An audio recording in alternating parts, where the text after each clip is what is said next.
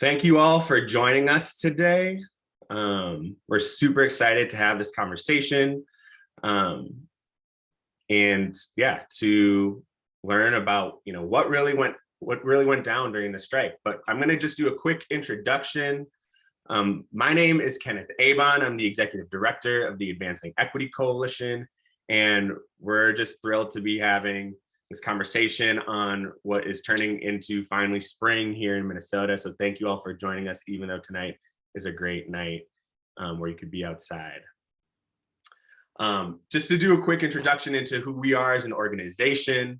I think one really important thing to know about our organization is that we exist because we truly believe that we can, as a community, eliminate institutional racism in Minneapolis public schools. We believe in Minneapolis public schools. We want to see students of color succeed in Minneapolis public schools. But to do that, we think we have to work together as a community to truly eliminate institutional racism in our district. And so I'm thrilled tonight to have this conversation with a few folks who are leading that charge in their part of the city. A couple of our different organizational values that we really utilize to lead this work is around really focusing around racial equity. We understand that, without racial equity, we can't experience the justice that we need to see in our city. We believe in accountability through relationships. So we don't think you can just create change without being able to actually build strong relationship and hold people accountable without actually having a relationship that exists between folks. We believe in cross-racial organizing, and so the ability to actually understand and work with different communities in order to bring around change, because we understand that our liberation is connected with each other. We believe in data and stories, so being able to understand what is happening at a macro level across the district, but also understanding how does that translate into an individual's experience, a student's experience, a teacher's experience, a parent's experience. And then finally, raising consciousness on broken conditions. We know that our communities are not broken. We know that our students are not broken. We know that the systems that are supposed to be serving them, the conditions are broken, and we need to fix those and change those in order to really bring about education justice to this city. But again, our goal is to build the political will of the city to actually address and change those conditions and change those barriers so that every student can be successful in Minneapolis public schools. And so we think that, there are 5 major ways we see institutional racism show up in Minneapolis public schools. We see that resource and opportunity hoarding in white wealthy communities is a huge issue, irrelevant curriculum and instruction, race neutral policies and practices, which is really the root of why we're here tonight. Additionally, looking at the lack of accountability structures, which I think these teachers tonight are also going to be talking about, and then devaluing BIPOC communities and their cultures. And so with that, I'm super excited to be hosting this conversation and to really get into the reason why we're here tonight. I feel really excited about having this conversation, not only because this conversation is an opportunity to talk about, what happened during the strike, but first of all, because these teachers, not only the ones that are on this call, but teachers across the district, helped us and our community achieve a huge milestone, which is getting protections for teachers of color into the contract. The fight to protect teachers of color from budget cuts has been taking place since Minneapolis was integrated in the 1970s.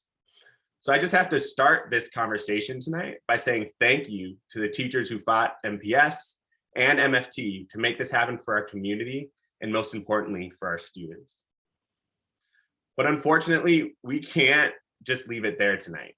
Despite what would make most white progressives in Minneapolis comfortable, we have to talk about what happened along the way. As I stated in my introduction, it is our organization's mission to eliminate institutional racism in Minneapolis public schools. And to do our jobs, we have to be willing to listen, amplify, and hold accountable those institutions when they act in a racist way, no matter how uncomfortable it makes everybody else. For example, as an organization, we did not take a stance on the strike. We have not taken any action against the union. But the level of white rage we have experienced because we dared to also advocate for protections of teachers of color is alarming for a city that claims to be so progressive. And then to find out we are being weaponized against teachers who simply share a common goal is frustrating. But don't get it twisted. This is a tactic of a very calculated, very well-run political machine to distract from the real issue that these teachers have raised. It is a distraction from the work our panelists are doing to make their union a more inclusive place by holding their union leadership accountable, taking matters into their own hands and running for union leadership, and building their own space for BIPOC educators. So with that being said, let's introduce these amazing educators. So first, I'll start with Ariel Roca. If you wanna come on screen, Ariel. Awesome. So Ariel Roca has been a teacher for 10 years, 6 of which have been at Henry High School. She's been a member of MFT 59 for 6 years, and every year she discovers different ways to teach, curriculums to implement, community partners to enrich the experiences and opportunities for students. A science teacher at heart, she integrates experiential learning, translatable skills, and healthy living into her teaching. Alongside her colleagues, Yusuf Abdullah and Alex Leonard, which we're about to be introduced to in a moment, she co-created a small learning community called Community Connected Academy at Henry that serves approximately 100 juniors and seniors, and they'll be celebrating their 4th graduating class this year. Thanks for joining us tonight, Ariel. Thank you. Next, I want to introduce Alex Leonard. Alex Leonard is a counselor at Patrick Henry High School. He has been in the district for 12 years. 7 of those were as a school success program assistant working as a behavior dean at Henry. He has been a member of both the Educational Support Professionals and Minneapolis Federation of Teachers Union. In his time at Henry, he has created a number of programs aimed at addressing the current inequity and achievement gaps, including a prep class specifically for Black male students, which he co-taught for 4 years. And he most recently co-created the Community Connected Academy, which is a project-based learning program based at Henry High School, which is in its 4th year. So thanks for joining us today, Alex. Thank you. And then finally, we have Philip Adenodi. Philip Adenodi is a social studies teacher at Henry High School. This is his 4th year in the district and his 3rd year teaching in the Community Connected Academy. He has been a union member his entire time in the district, and he is currently the chair of the social studies department. He graduated from Hamline University with a degree in social studies and education with a minor in Spanish. He's volunteered and done work with the African American Leadership Forum and the Youth Leadership Initiative at the Wilder Foundation of St. Paul. Thank you for joining us, Philip. Thank you. Awesome. So just to let people have an opportunity to get to know you all, what brought you all to teaching and what brought you to Minneapolis Public Schools? And Philip, since you were the last to get introduced, why don't you start? Just a heads up, like I'm in the coffee shop, so random Lauryn Hill starts playing in the background, just be mindful of that. I had personally always wanted to be a teacher. Like I always loved the idea of learning, and like I was the kid that like always had like random history facts to like tell people. I like always appreciate learning. I always appreciate going to school. Like I always thought it was like a safe space for like me to like learn, and I always appreciated that. What I didn't appreciate so much is the fact that like I did grow up in the early 2000s and they weren't trying to talk about my history. And that was really apparent as I was growing up. So like I, as the child who always likes to take initiative around learning, I had to learn it myself and I had to find those things. And that was really beneficial for me, but it was like also hard because like I had to find all these resources. The internet was barely existing, so I had to like wait for information to come. And yeah, and like I they sometimes had supportive teachers and sometimes had teachers that were very much like, nah, we don't need to talk about that. I also like very early on struggled with like reading and a lot of things regarding like ADHD and stuff like that, and navigating the school system that way.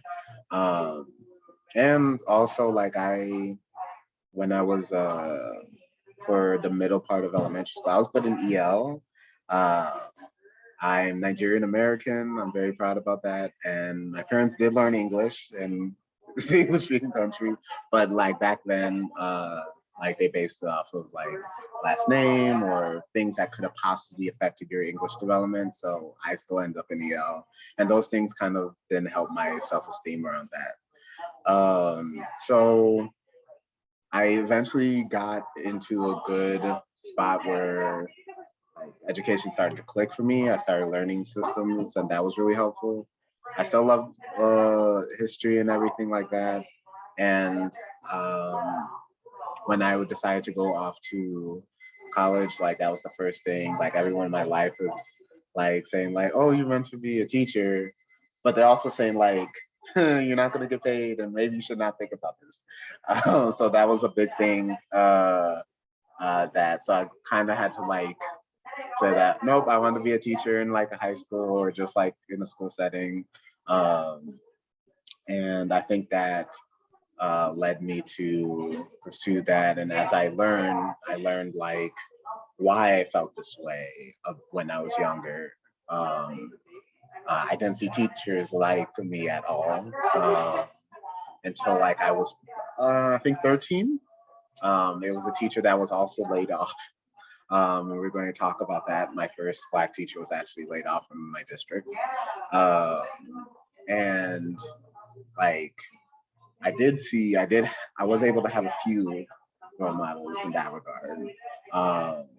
And as I learned in college, like, I didn't realize the extent by which that was not the case. That when my family lived in New Orleans, they had lots more Black teachers. And I had a very different experience than they did. I student taught.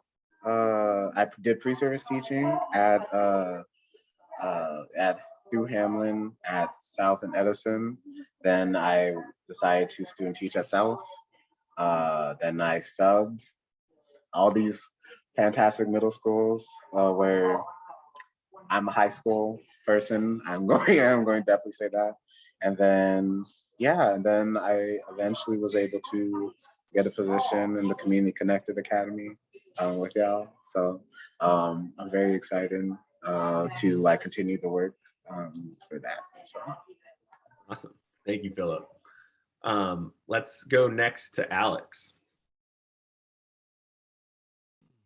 For me, primarily, why education? I'm a counselor, but why education? For me, school was a safe space. It was an escape for me. I had a lot going on at home, and I think a lot of my decision was made on just wanting to give back and be able to be someone that I needed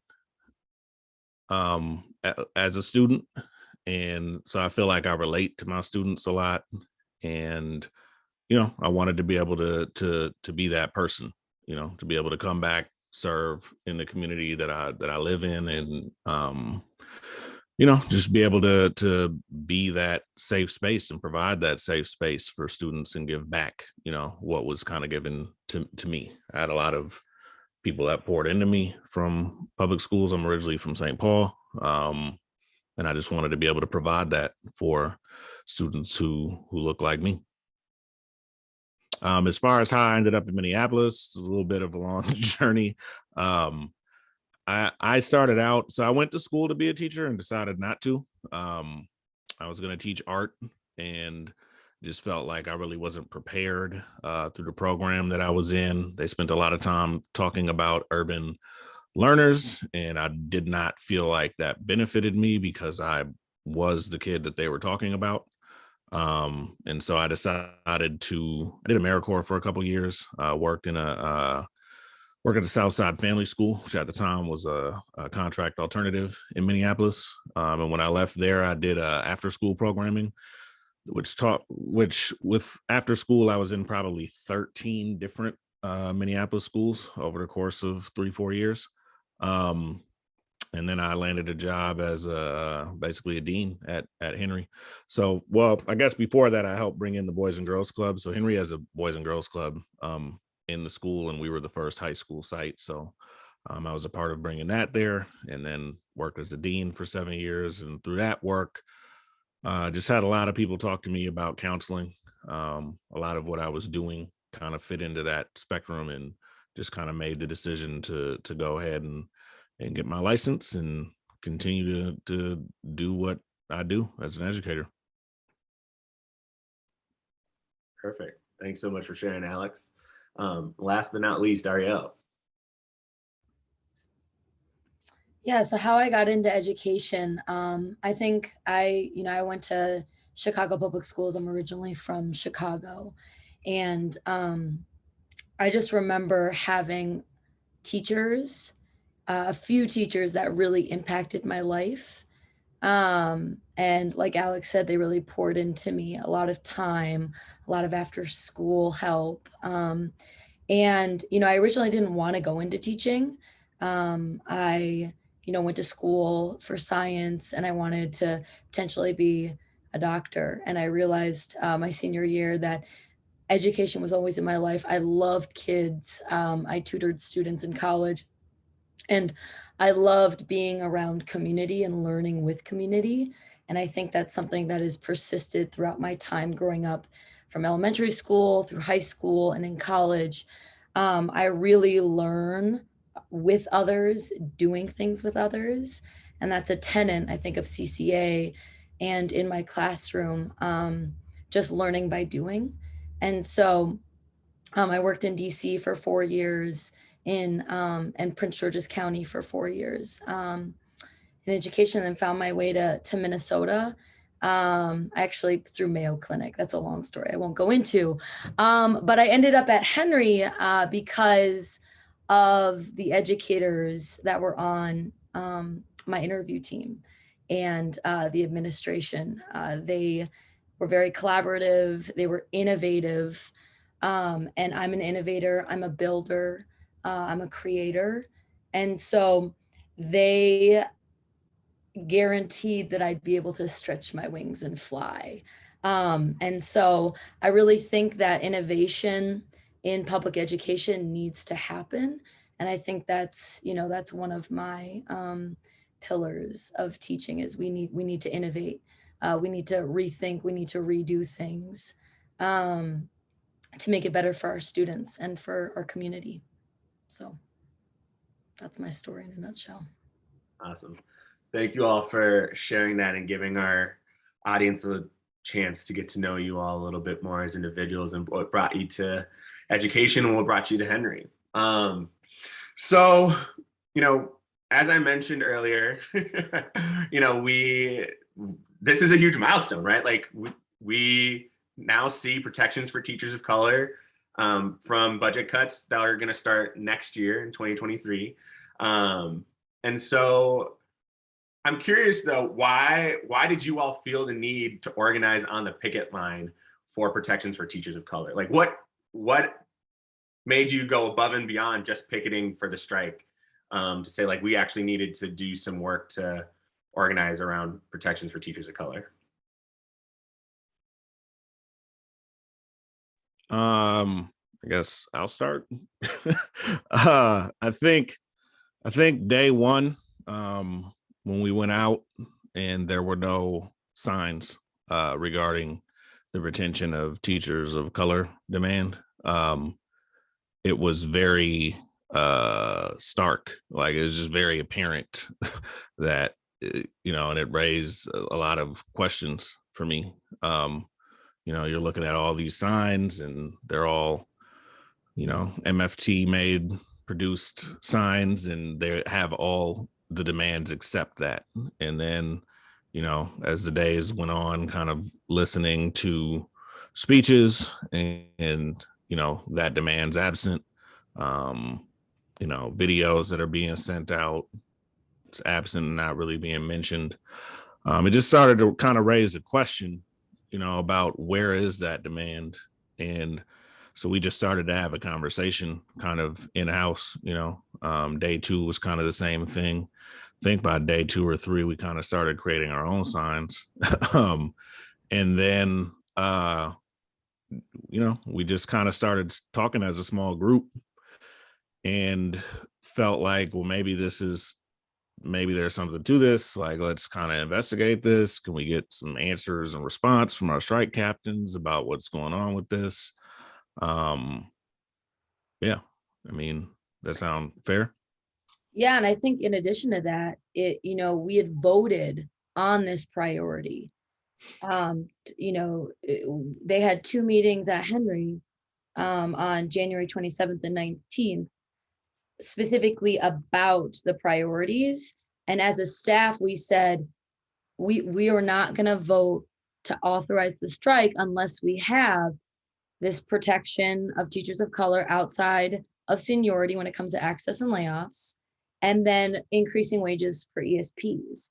And so for me, not seeing that after they guaranteed us that that language was going to be there was like, I felt deceived. I felt lied to, and it was just absent. It was absent in emails, communication, everything. And so, I voted on, to authorize the strike based on those 2, and it was absent. So.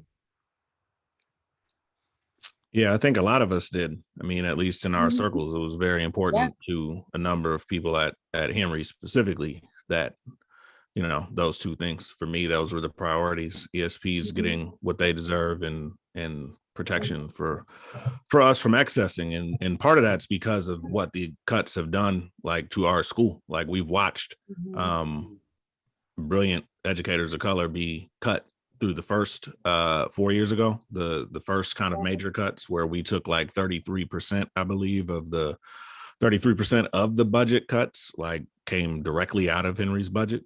And that meant a number of educators of color being accessed. And so, you know, I think that was a motivating factor. I would agree with Ari on that. And I would say, like everyone else, like, I also voted for protections for educators of color and raises for ESPs, because I believe they just deserve to be paid higher as well.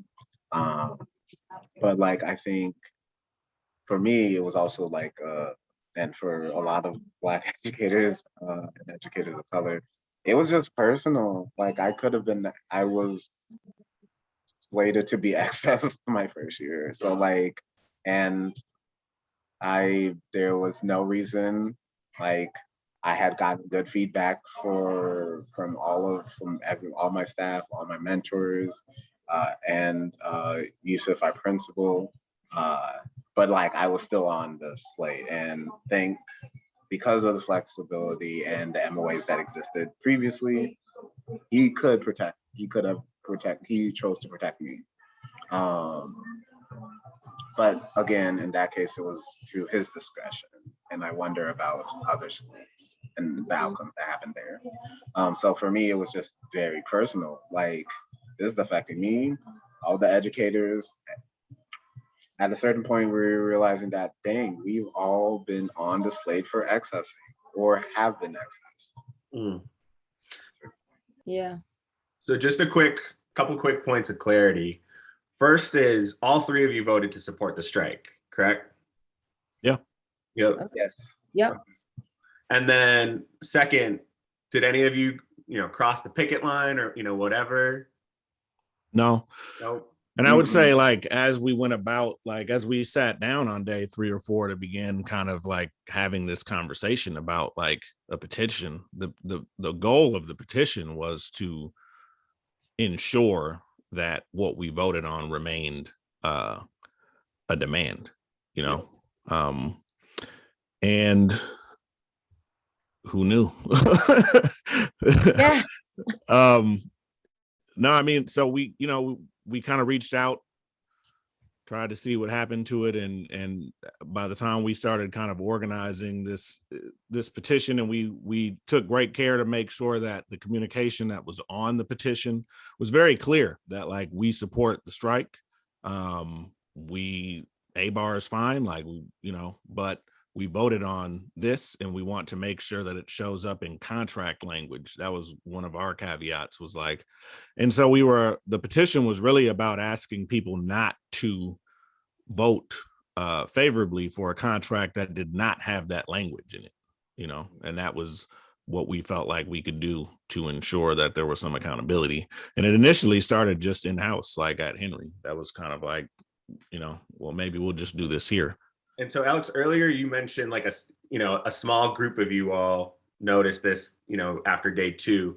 When you say a small group, is it just like the 3 of you all here? Like, how big was that group that you started organizing with? I'd say like 15. Okay. Like I think more people recognize it, but our group that was organizing was about 15 people. Yeah. Yeah, we had like 8 people that initially started the conversation, and then people were like, oh yeah, like, where is this? What are you all doing? I want to support and help out. And so, more people wanted to be a part of going to other schools to talk, to talk with other members about centering this priority, or recentering it. And we, Alex's point, we used the exact same language that MFT used in their presentation to all the schools before we authorized the strike. So it's the exact same language. Yep, and we made painstakingly sure of it. Like we were just going like, ooh, like let's make sure we just match up, because like we're supporting the union. Like our school's actually pretty active. Like we were going to union meetings, all of us. We were like going to union meetings pretty consistently, voicing our concerns about like, hey, like what is this stuff about?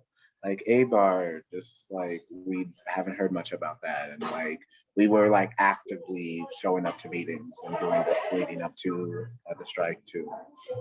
And ABAR was proposed, just a little side note, ABAR was proposed on December 9th, which is the day that we went to mediation. The negotiations were behind closed doors. And so I don't think membership knew much about ABAR. I think the communication from Greta, Sean, and leadership, it made it seem like ABAR included the language that we wanted for the protecting teachers outside of seniority from access and layoffs. And so we wanted to have those one-on-one conversations to say, no, ABAR actually doesn't have that language, but we still want that in addition. It wasn't an and or, right? It was, we wanted both to be a part of it. No knock on ABAR. It's just you need both in order to protect teachers of color. And somebody had asked, ABAR is anti-bias, anti-racist. That's what it stands for. But there was a proposal to form a committee made up kind of district members and MFT members. So, and so as this language kind of replaced what the demand was that we voted on, that was kind of like our issue, what happened to the contract language and where did this come from? As Ari shared, like this was rolled out like in December in-house, but there was never a conversation. And so one thing I've been consistently bringing up is that, to not have like a conversation about that as rank and file membership, to me, is a problem. Again, I don't have a problem with ABAR, but I think that discourse is needed within the union, specifically something like this, of this nature, especially when it impacts educators of color. I would have really liked to have seen 2 or 3 meetings where educators of color are being invited in to look over the proposal and give feedback. And I think many people probably would have agreed with a lot of what was in there. And there may have been some new ideas generated, but for me, not being allowed that voice is a problem. Like, as a union, like, we're only as strong as like the voices that are there, right? And yeah, I mean, I think that was a necessity in an oversight on, in my opinion. Awesome. So really quick, all right, let me just jump in real quick here. So just for clarity, because I think we should move on to the next question, because I think this is where y'all want to get to. But just someone really briefly explain, when you say the petition, you've referred to it a couple of times. What was the petition and what was your like aim for the petition? Alex, you've mentioned it, but yeah, if someone can just fully explain, what that was and what you were doing with it, that'd be helpful, I think. Go ahead. All right. So the petition was like, we originally decided first to do a statement and like craft a statement from Henry saying that we support educators of color, and we are saying that we, in order to show that, we're going to say that please join us in drafting a letter and please join us in not voting for a contract that does not fully protect educators of colors from accessing or layoffs. Then it developed into like, well, if we're sending this out, let's like think about an ask and like get it in paper. And the paper, we decided to originally like get signatures from Henry's staff saying that, hey, this is what we're thinking. And I think we got around over 40 staff members to sign that Friday before of the beginning of the strike. And we got a lot of like a lot of our staff was very like open. They understood this issue. We've been talking about it for years by this point. So we were just going like, all right, cool, let's go to other schools. And the petition was like this Google form sheet where like you would put your input and say that you support this and you would not sign a contract. And that was the goal. I think we wanted to we hope to like let people know that there are people who feel this way about this and that feel very strongly about the demand, and to kind of put pressure to make sure that if it was off the table, that it returned to the table, which we weren't really clear of. Mm-hmm. Awesome. All right. So you all started this organizing, and things started to happen. You all have like kind of smirked at each other about that. And we know that you filed a grievance against the union president, Greta Callahan, for what transpired during the strike. And so can you explain to us what caused you all to file that grievance? Like, what happened? Why would, what happened from you all organizing for this, then leading to you ending up needing to file a grievance about what happened? Want me to take that? Yeah, you got it. Mannequins. Okay. So day one of us going out to other schools, I'd say that we were met with receptive members that were very interested in hearing what we had to say. There were a lot of people at South when Mr. A and I went down there, Philip, who also saw the lack of signage, who wanted to center this issue.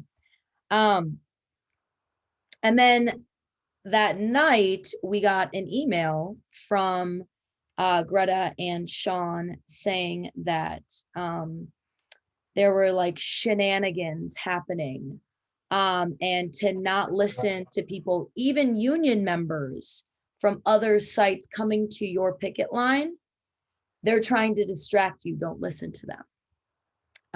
And I can, I have the language right here from her, but that sort of started a conversation between the people that were organizing around, is this about us? I mean, we obviously thought like, okay, are there other people? We weren't sure. And so definitely on day two, when we went out, we were met with a lot more resistance. People were almost hostile. Like, we have some instances where two of our Henry members went to a school where they were met with just a brick wall. And they were refusing to sign the petition at this point. And so I'll let go ahead, Mr. A, talk about that experience. Yeah, so just for that day, for day one, yeah, we did get a lot of reception. I went to the school over South and at South High School, and like a lot of teachers were going like, yes, like we understand this, like we were able to speak, and a lot of them pointed out the very things that we were talking about, like why is the signage missing? What is the conversation about A-bar? They're not talking about it that much. Why are we missing from this narrative? And then in that other school, not a Henry, and this other school, they're bringing up like, oh, like unions have a history of racism. Our union has a history of racism, like, and it's showing up now that we're erased from this narrative that like explicitly has to talk about Black and brown people. You can't avoid talking about it in this demand, but it's somehow missing from the narrative. So a lot of people supported it. And then I did go to T Plus. That was one of the schools that we went out to. And we were met with like, at first we were met with like, oh, people are still signing and stuff like, yeah, sure. Like of course, like this one of our demands. So why not? But then and this happened in front of strike captains, and strike captains are the people who are organizing at the different sites, the strike and coordinating things.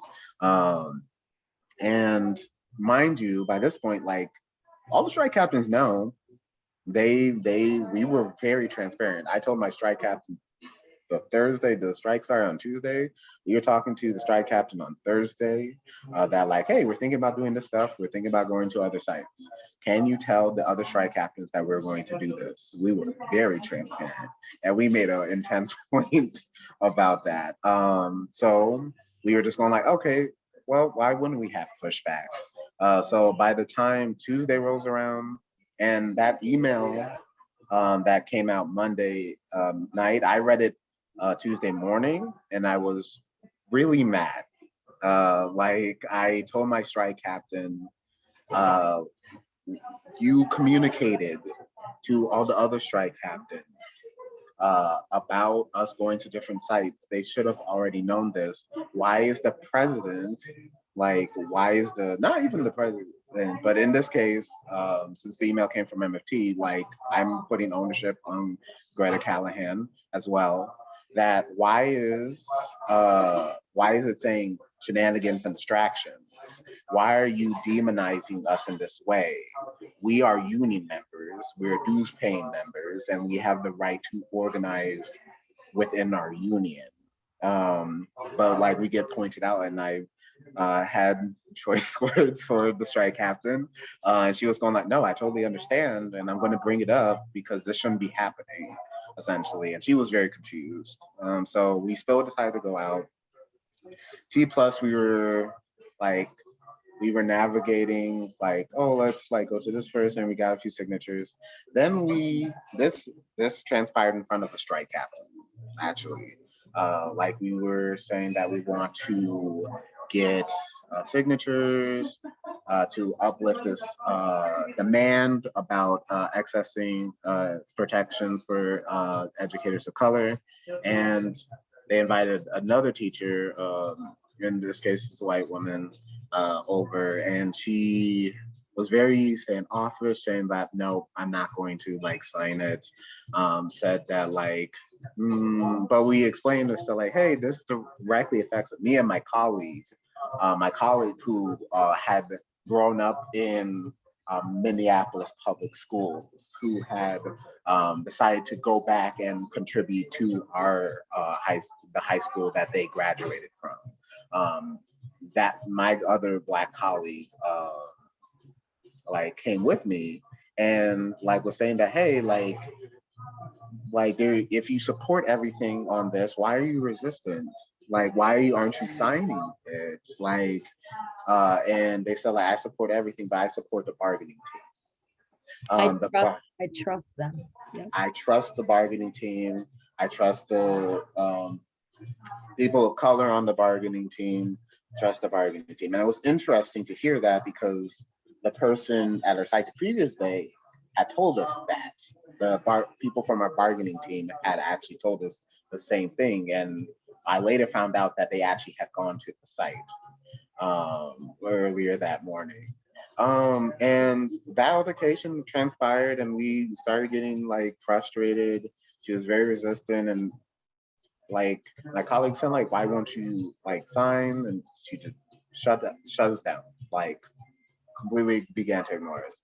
And I think in that process, we pointed out that, so like, if you don't sign this, you're supporting white supremacy and you need to know this.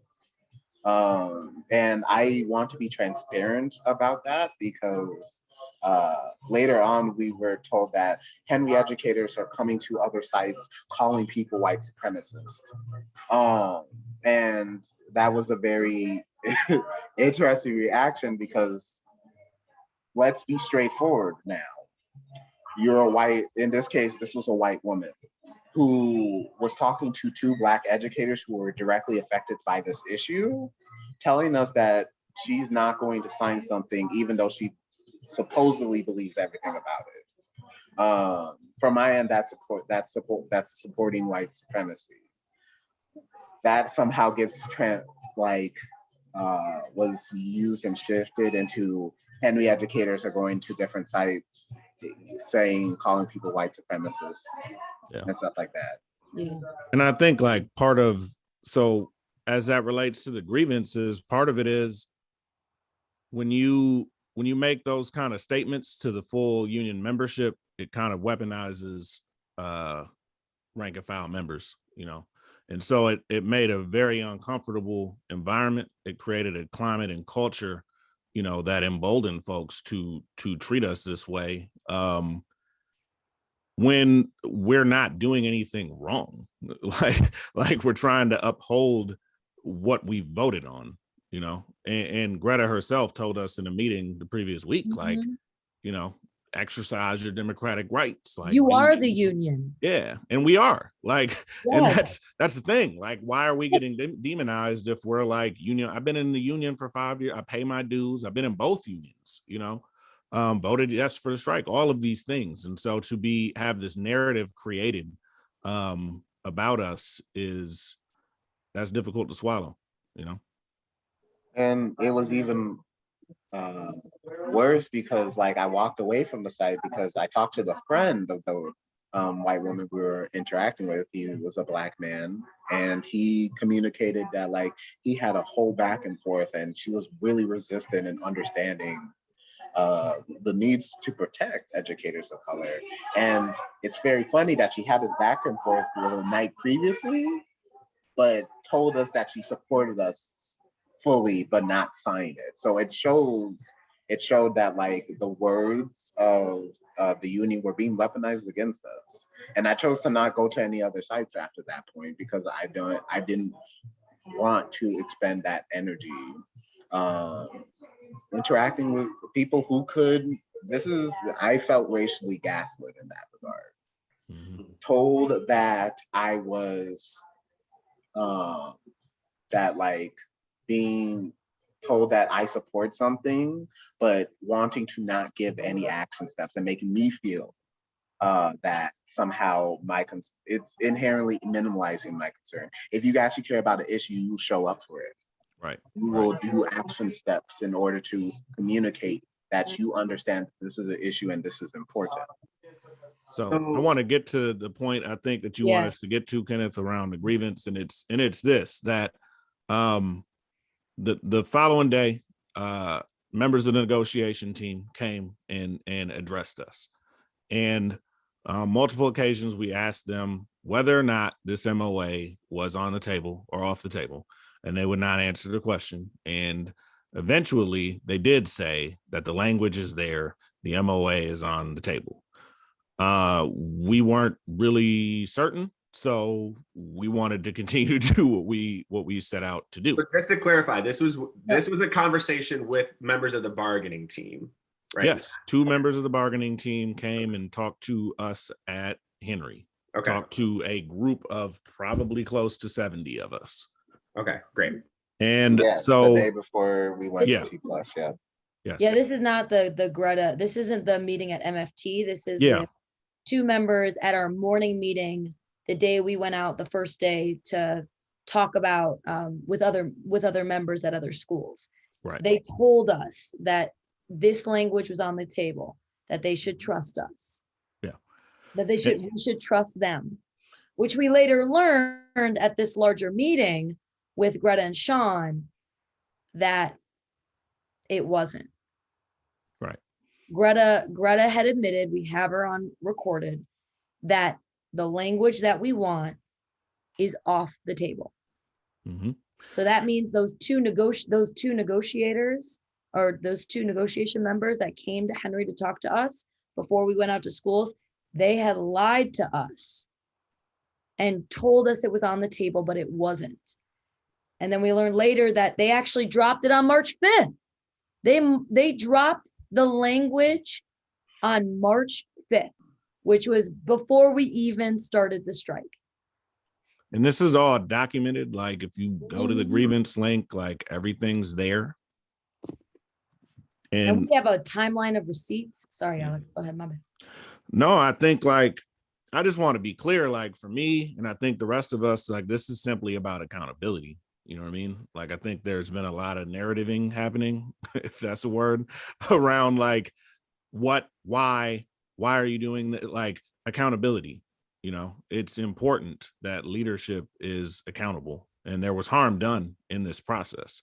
And at no point in time have we been given an apology. At no point in time has the larger union membership been addressed. Like, you know, and we have not been offered the opportunity to have a public conversation. Like we want to have this conversation in house, right? With rank and file membership and leadership. Like this is a discourse that should happen. I don't care how uncomfortable it makes you happen.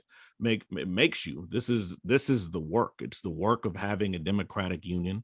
And there's a lot of people who think that this type of thing is divisive and makes the union weaker. And I thoroughly disagree. Like, I think that I think this makes it stronger. The discourse makes it stronger, right? If we can be together, work through these things, that's what solidarity really looks like. We don't got to agree on everything. I'm fine with that.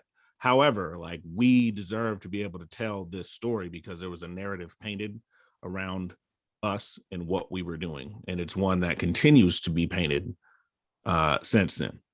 So just to clarify, hold on. So just to clarify for this timeline. So what ended up happening was you all voted to support the strike, right? With having protections for teachers of color in mind and for raises for ESPs. Mm-hmm. Then you all, once the strike started, you all noticed like, hey, there's like, we don't see the language around protections for teachers of color off the table. Mm-hmm. In any of the signage. We don't see that in this, we're not hearing it in speeches, we're not seeing it in the messaging, no signs, anything. So then you all decided to start organizing a petition. Well, you crafted a statement and started to organize a petition and get people to sign it saying, we won't sign an agreement without protections for teachers of color in it. You started to get a lot of positive reception. But then like the next day, you had members of the bargaining team at Henry and going to other sites saying, trust us, this is still on the table. Don't worry about it. Don't trust Henry.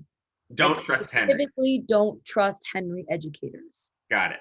So don't trust Henry educators. You were also getting emails from union leadership, Greta, saying the Henry teachers are up to shenanigans. Mm-hmm. And then led to a meeting with Greta. That then led to a meeting with Greta and Sean where Greta then admitted to you all that the protections were off the table. Is that the right timeline? What am I missing? Yeah, no, that is that's the timeline. Right. That is spot on. And I do want to add a layer to what's also in the grievance. During this entire time, our strike captains are being blatantly ignored.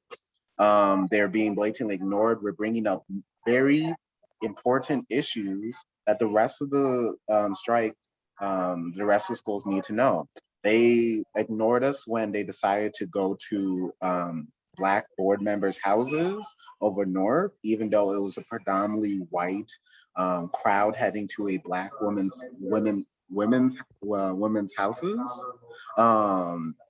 Like we all decided as an entire side to not do that. One of those students, one of the students in those houses were our students at our school. So we were going like, this is the equivalent of sending, we're going to send a group of white people in knowing the history in the city of white folks showing up to Black folks' houses to antagonize them. The site captains and the rest of the schools decided to blatantly ignore our strike captains. Our strike captains are getting messages of just blatant pushback to any of our demands. Our strike captain was chewed out in text messages through the chat that they were specifically using, to the point that she said it was just devastating the way they treated her. This is the first time she's actually participating in a strike. She was part of the Chicago strike. Mm-hmm. And she was horrified by the way that they were blatantly ignoring us, that they were saying explicitly to not talk,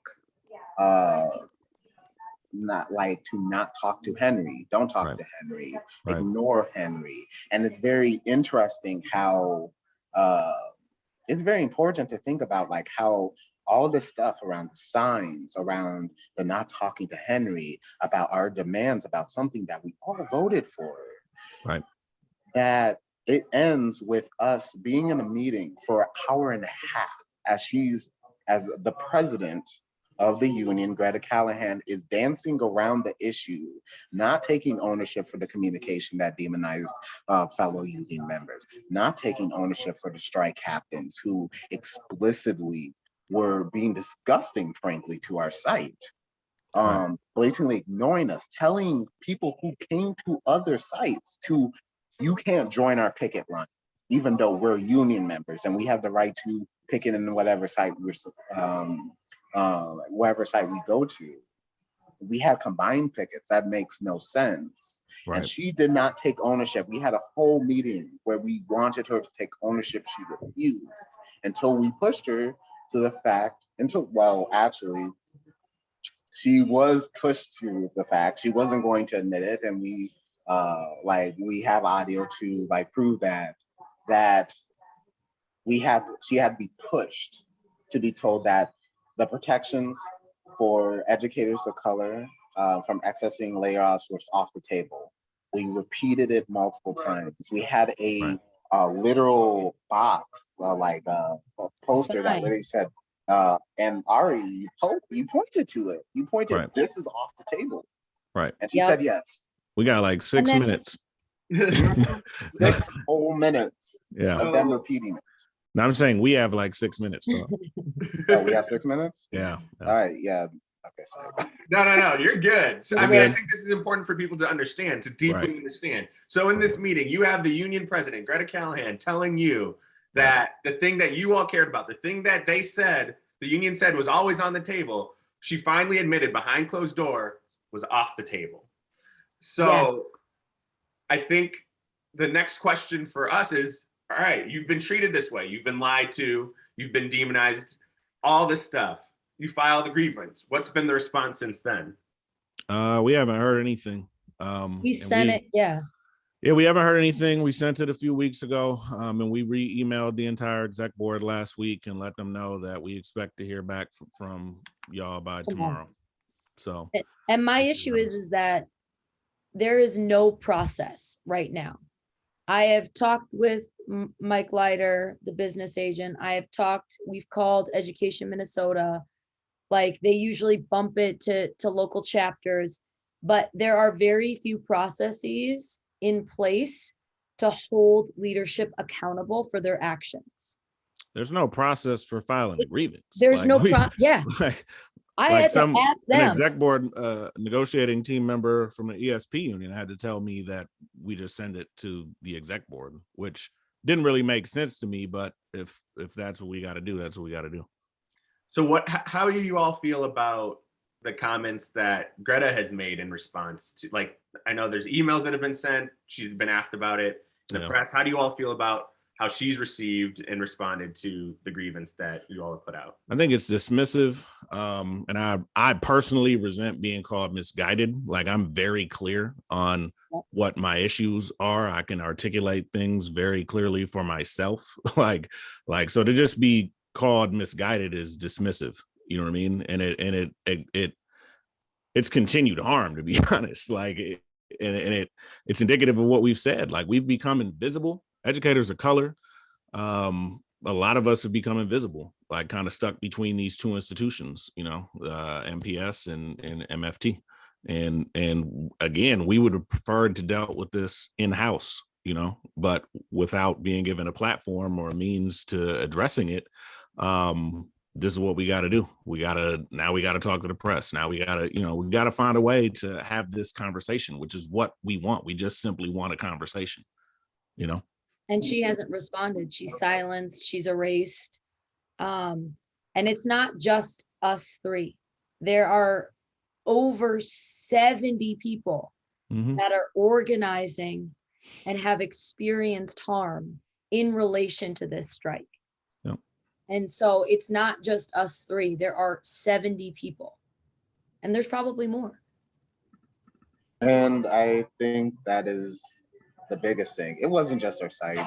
There are a lot of educators throughout the city who heard about the stuff, who felt it, who was told that what's happening at Henry, no, it's not off the table, even though we were explicitly being told that it wasn't. It was now off the table.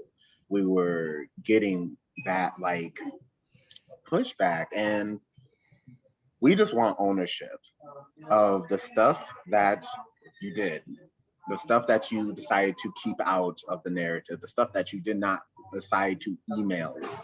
We want transparency. Be honest about those things and be transparent. Like, it's really straightforward. And also, we're paying union dues. We're paying the president of the union. Like, they essentially paid union dues. We essentially paid union dues to not have a demand that explicitly mentions us printed, acknowledged to the rest of the teaching chapters, to the ESP chapters. And that's thoroughly disrespectful. And we want accountability regarding that. We want accountability and acknowledgement of the work, the backbreaking work, the mental exhaustion that we had to go through by doing work that y'all should have been doing in coalition with us. Powerful. Yeah. So, you know, I talked a little bit in my opening remarks about, you know, some of the work that you all are leading to make your union more inclusive, more representative. So yeah, what happens next? What happens next? What are you all doing to make this union more inclusive? You know, also, like, you only do all of this because you care, right? If you didn't care, you wouldn't do all this work. You wouldn't put your names out there for people to criticize and disparage, right? So what gives you hope, and what happens next?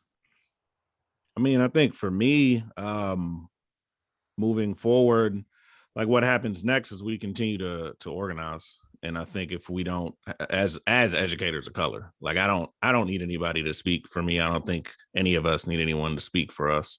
And so I think we're in a position. I told folks going into the strike, I think for educators of color, this is more of a beginning than an end. And so, you know, we're going to keep organizing, keep talking to other educators of color and trying to see what we can build out of this, you know, and I think connecting with the community as well. Because the community deserves to be at the table as well, and we need to work with them, you know, as well. So that's my take.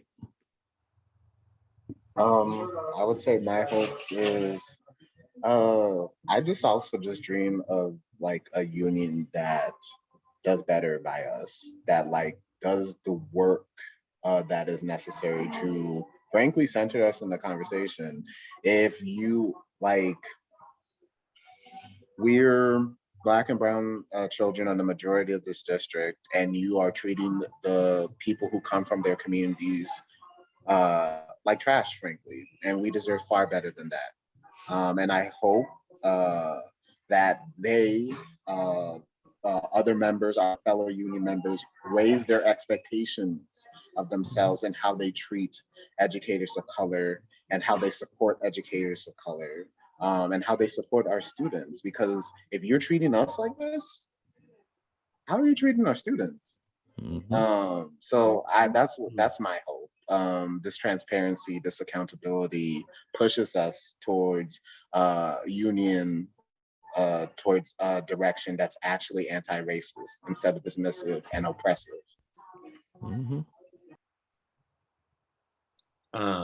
Ariel, did you want to talk a little bit about that?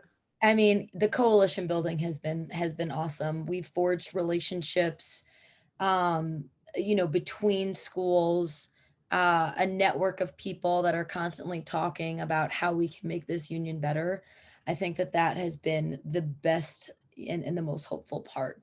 And then also just the transparency and accountability for leadership. If a process comes out of this to protect teachers of color, to say complaints, I think that's a definite win. So awesome. Well, I thank you all for being so gracious with your time. If you all have a few extra minutes, I want to address some of the audience questions that are coming through. So I will not keep you any longer than 8:10. So audience members, if you want to stick with us to hear some of the answers to some of these questions, I think there's some good questions coming through. So I think the first question, to just kind of close the loop on the story, because I think there is a good question here. So if Greta told you in that meeting that the protections for teachers of color are off the table, how did it end up not only in an MOA, but in the contract? What happened? Go ahead. So we had a set of demands that they wrote down. We were at the meeting that we had with Greta and Sean. One of them was we wanted for them to clear Henry's name and send an email to all members saying that Henry was not a part of the shenanigans, that we were participating in a democratic process, right? That the union supposedly upholds. And then it was a non-negotiable, you have to put this back on the table. You have to make sure that this is in the contract. And we demanded it, that she bring it back. And she said that, yeah, okay, I'm going to bring it back to the negotiation team at the very end.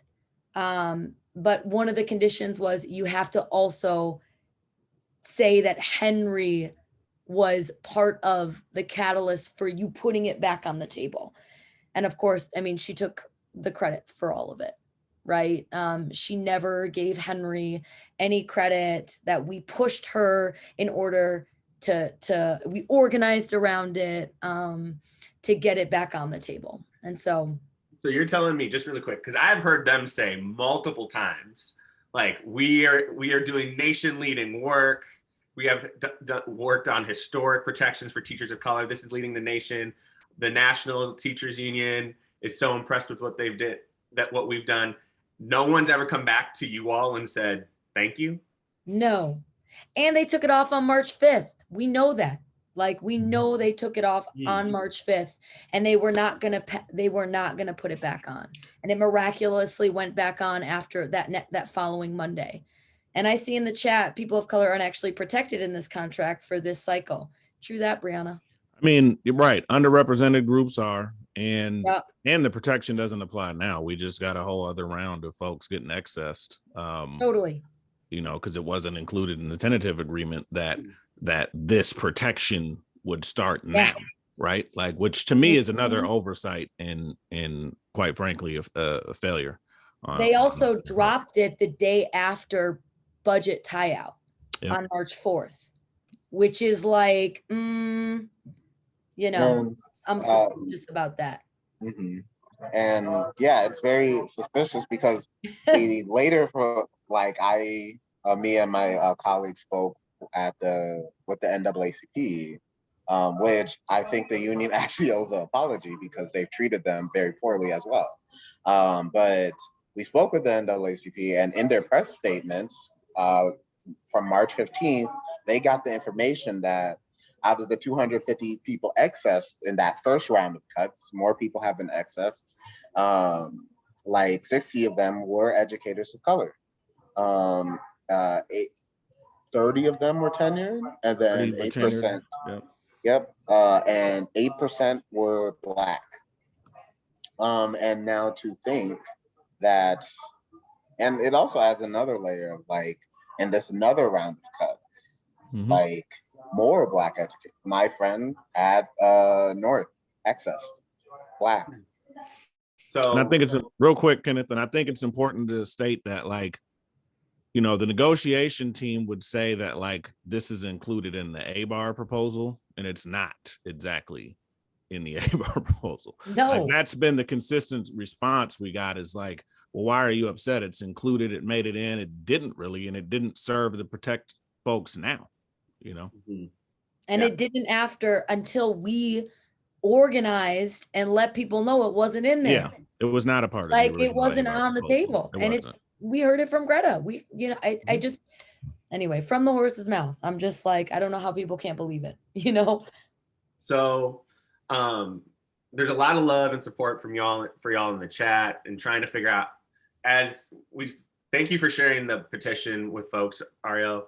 But if you're not a teacher, if you're not an MFT member, how can we support you? How can the community support you in elevating the story and making sure that you all get the harm resolved in the way that you want it resolved, or that feels at least adequate to what you all experienced? I think the community can speak up. You know, I think the community needs to organize as well. Like, I'm just gonna be honest. I think the community needs to organize as well and create that pressure. They deserve better for their students. And I think in terms of like, you know, protecting us, like just consistently bringing that to the table, you know, showing up to school board meetings, showing up at your school, like your local school, and speaking to your principals, your administrators that are there. And you know, our principal was able to figure out a way to keep many of us through the second, because he made it a priority, right? Like, speak up, tell folks who are in positions of power, like, this is what we want. Yeah. You know, and I saw, you know, as we were also doing some advocacy around protection for teachers of color, we consistently heard back to us also that, oh, principals could protect teachers of color if they wanted to right now. So, and I think it's a yes and, right? Yeah. It's not an either or, right? And so like, let's have these protections in place. And just because they're here now doesn't mean that they're not going to go away, right? So we have to continue to fight to keep that in the contract. And I shouldn't say now, I should say in a year from now, right, they'll be in place. And also work with your local principal, your site council, school leadership to make sure those teachers are protected. And it's a priority for your principals to continue to hire teachers of color into the district. Well, it is 8:10. So thank you all so much for your time and your energy and all the organizing that you all are doing. I hope this was helpful in helping amplify your story. I hope folks who are listening, even though you're here tonight, make sure you send this out to your friends, send it out to your colleagues. We'll post this on YouTube. We'll post this on our Facebook. So please, please, please, you know, help these educators and all the educators that they're working with get this story out there, because like they said, awareness is the best thing to happen right now to continue to put pressure and apply pressure to making sure that, you know, we continue to confront white supremacy in our school districts. So appreciate it with you all. And I hope you all have a great rest of your night. Thank you. Thank you, everybody. Thank you. Thanks so much.